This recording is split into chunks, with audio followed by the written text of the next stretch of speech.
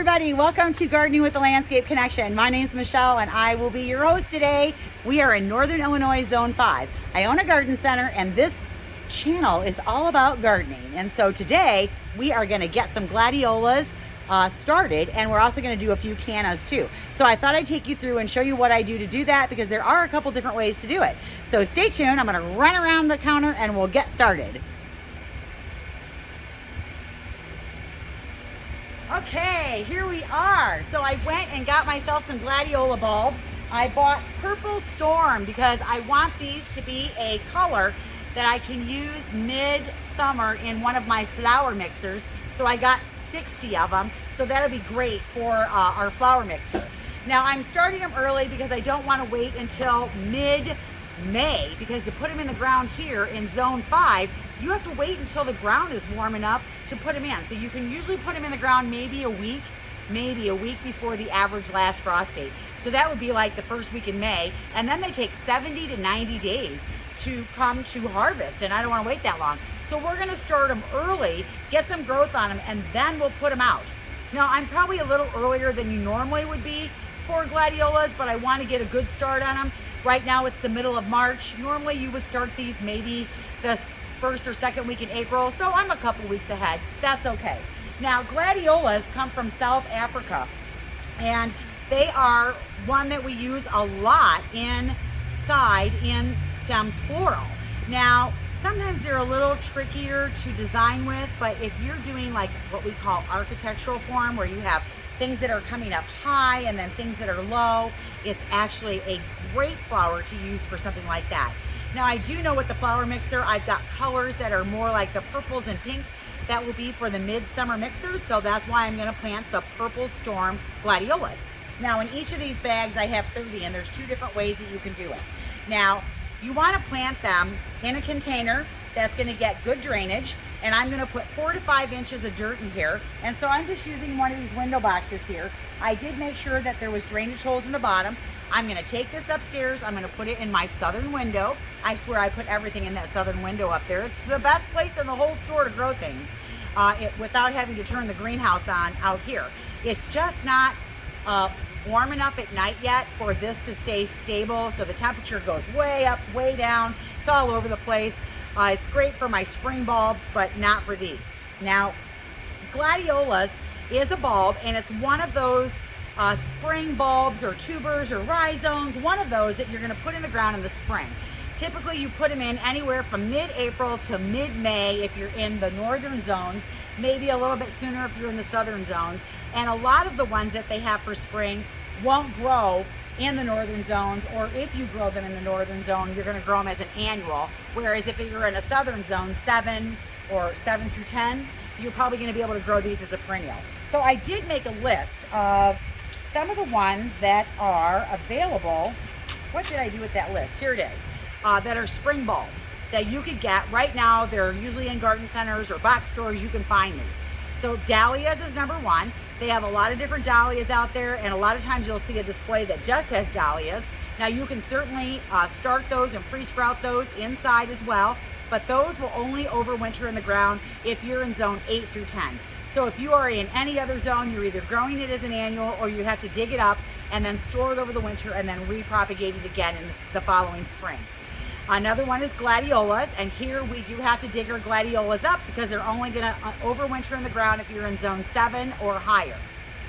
Cannas is another one, that's zone 7 through 10, but I can pre-start them.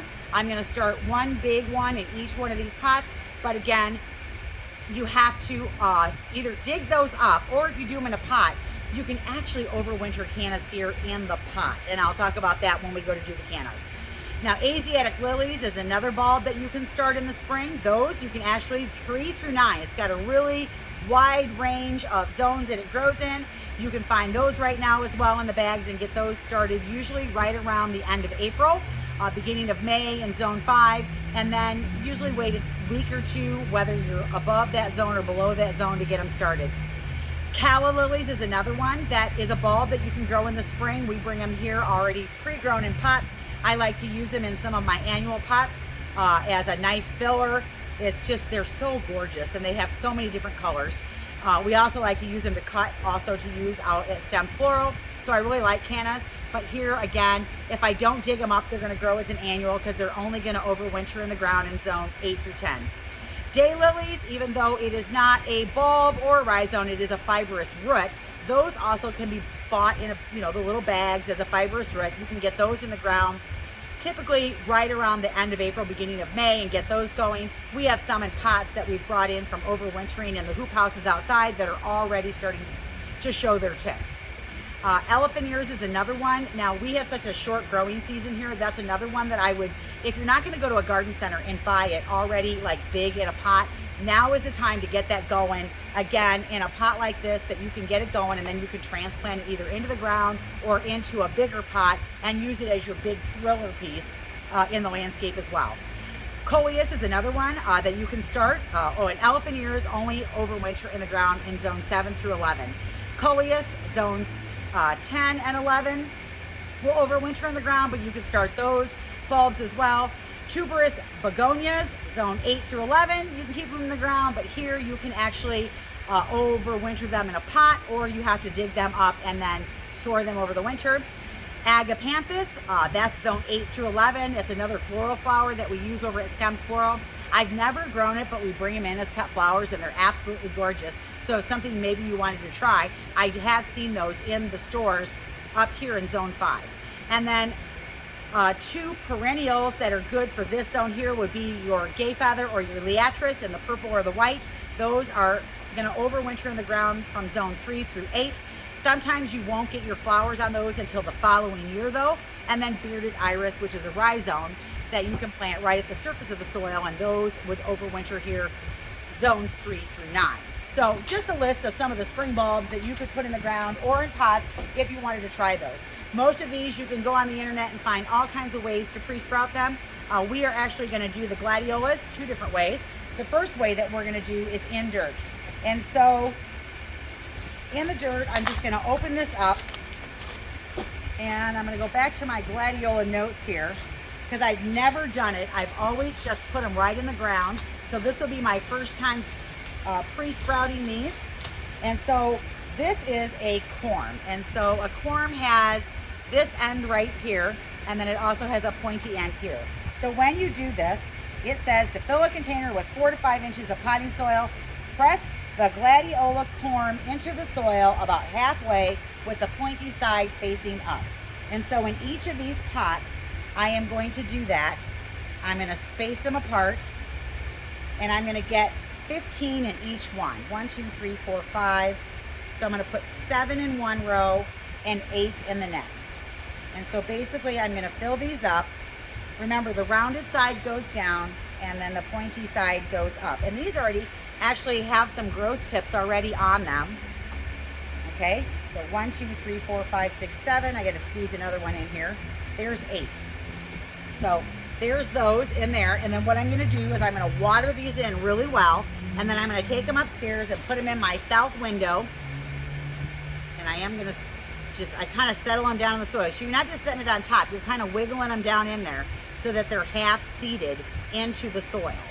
You want at least 4 to 5 inches of soil. Oh, I put that one upside down. Yep, make sure you get them down in there. And you want at least 4 to 5 inches of soil. So I like these little window boxes because they hold about 5 inches of soil. And don't put them in upside down or they won't sprout. 1, 2, 3, 4, 5, 6. Here's 7. 1, 2, 3. Let's move this one. 4, 5, 6, 7, 8. So that gives me 30. Okay, and here's this one. So that's ready to go. So now these, I'll water them in really well. I do have drainage in the bottom of these, and I have a big tray that I put them in so that the water doesn't go all over the floor. And then I'm just going to wait for these to sprout. And then once they sprout, I'll probably transplant them into another pot and let them grow a little bit bigger. And then once the temperature's over 50 degrees, we'll take them outside and we'll plant them in the garden. Okay. Oh, I better make tags or I won't remember what they are. All right. So I got my tags, got my garden marker, and it is a gladiola. And I'm just going to write glad. And it is purple storm.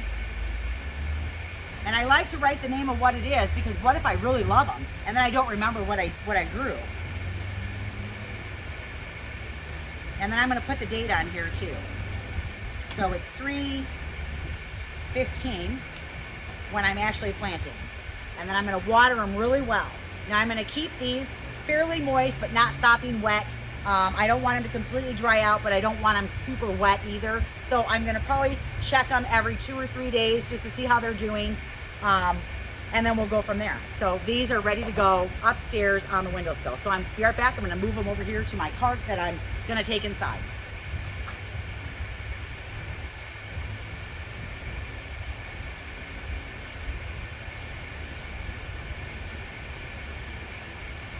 Okay, now the next thing we're going to do is we're going to actually water with them.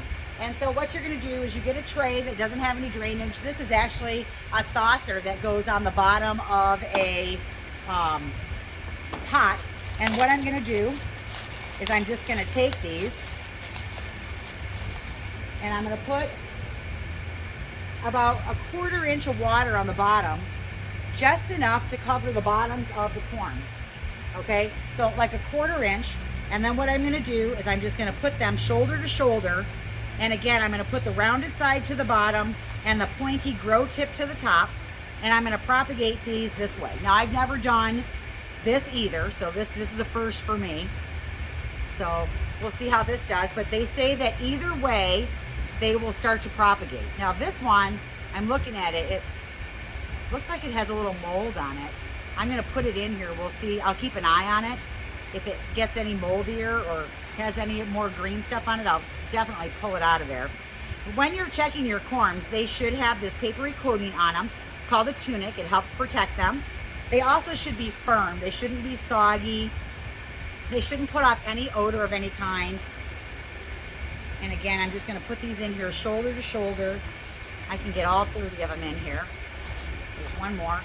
Okay, so there you go. You can see that right there. I've got all 30 of them in there. And again, I'm going to take this upstairs. I'm going to put it in my south window. I'm going to make sure it doesn't dry out. I might have to change the water. I'm not sure. If it looks like it's icky water, I will drain it off and then add some fresh water. But I definitely want to make sure that I keep at least a 1/4 inch of water in there. Then they should start to sprout and grow. Once they have pre-sprouted, then I will transfer them into a single pot. And then from there, we'll grow them a little bit bigger. And then we'll take them outside and plant them in the ground. And then we'll harvest them for our cut flower garden. So these are done, and we're just going to move them to the side. Okay, so I am going to take my bag and throw it away right there. All right, the next one that we're going to do is our cannas. And I did get 3 tall cannas, and this is it's called Los Angeles. And I like the color. It's kind of like this purple, it's hard to say. It's like almost like a purple red, I don't want to say it's a plum, because plum is darker, but I really liked it. And so we're going to pot these up, and then we're going to use them in one of our containers that we have for a client that we do their pots. So what you want to do is in this, you want to make sure you have drainage, okay? These are just pots that perennials came in that we saved, and I washed them out, and then I sanitized them with bleach because I don't know if there was anything icky in them. But then I filled them up with dirt, and I want to plant the cannas 4 inches deep. So when I put the dirt in, I used my ruler. If I go a 1/4 inch from the top, did I leave 4 inches in here to cover these with dirt? So I did do that, and there's no shame in getting a ruler out. Okay, so again, I'm going to get these out, and as you can see, oh look, there's a little one here. See how they've got these little white grow tips on them?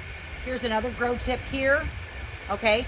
And this is last year's growth right here, this gnarly piece right here, so I know that they go this way. So I'm going to settle those down in the dirt.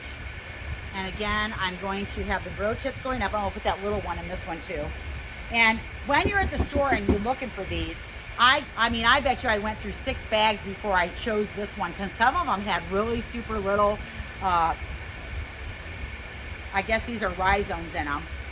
And some of them were super small, some of them were mushy. I saw a couple bugs in some of them, so you do really want to check the bag that you buy, feel the bulbs, how big are they, do you get all 3, make sure, I took the package and I kind of spread it around, I just laid it there and I just kind of washed it to see if anything was moving in the dirt. because, you know, you don't know. So this one again, again, I'm gonna put it in the ground. Here's my grow points here. Okay, my roots are coming out down here. So in here it goes. And then here's my last one. Okay, and they're all nice and firm. All right, I'm gonna throw away the bag that it came in, and then I'm gonna take my fertile potting soil, okay, and I'm gonna fill it up to the top, and then I'm gonna water these in really well. And again, I am gonna put a plastic tray underneath them so that when I do water them upstairs, I don't get water all over the floor or all over my furniture. Okay. The fun part is going up and down the stairs every day to check everything and then hauling your water can up there. But it really is the best place anywhere I've got. It's got the best light. It's warm up there because the heater's at the bottom of the steps and all the air goes up. So it's perfect. Okay, let's see. Now these cannas are gonna grow. And once they get bigger, then I can transplant them. It's just like if you were to go to the garden center and you bought a canna, you would transplant it out of this pot into another pot. Now again, you can overwinter cannas in pots. Basically, you want to cut the foliage back to the level of the pot. You want to keep it at like 40 degrees, so your basement or your garage might not be a good place, but the basement can be a good place to store them in a pot.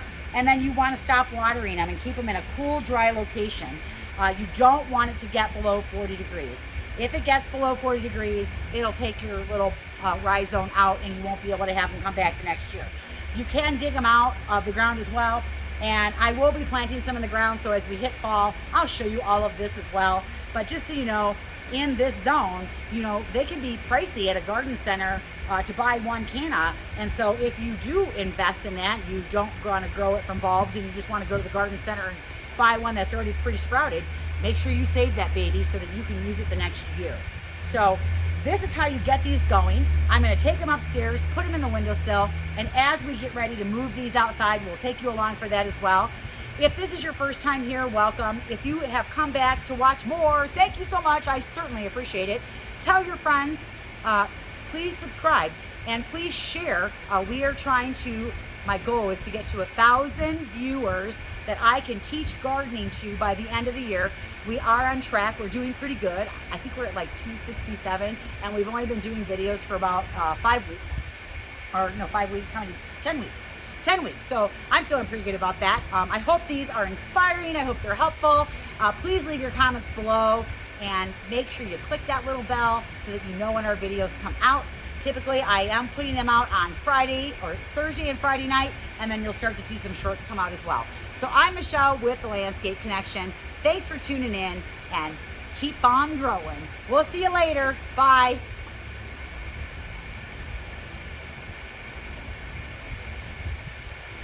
Have a good day. See you in the next video.